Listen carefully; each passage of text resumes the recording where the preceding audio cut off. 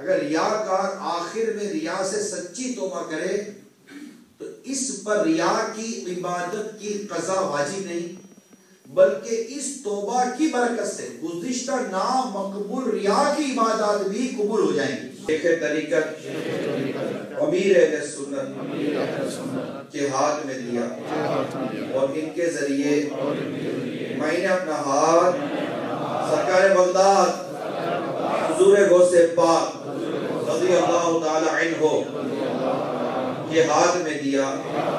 یہ اللہ مجھے جناب غوث اعظم کے مریدوں میں قبول فرما اور کل قیامت میں غوث پاک کے غلاموں میں اٹھا۔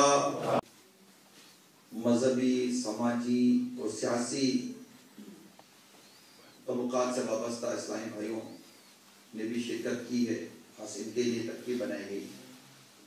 It's Dawat Islami, it's arrived to rectify the people, it's all over the world, it's all over the world, it's spreading the fragrance of the love of the Prophet, it's all over the world. یہ مجھے تحفے ملے ہیں الحمدللہ، اللہ تعالیٰ آپ سب کو جزائے خیر عطا فرمائے۔ تو یہ ظاہر ہے کہ یہاں رہ جائیں گے۔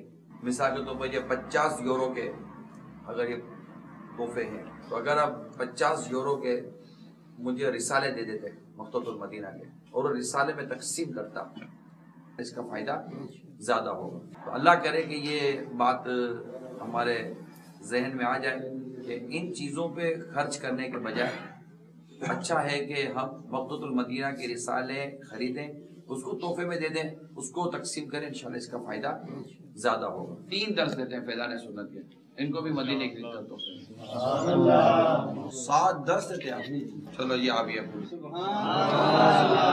مدینے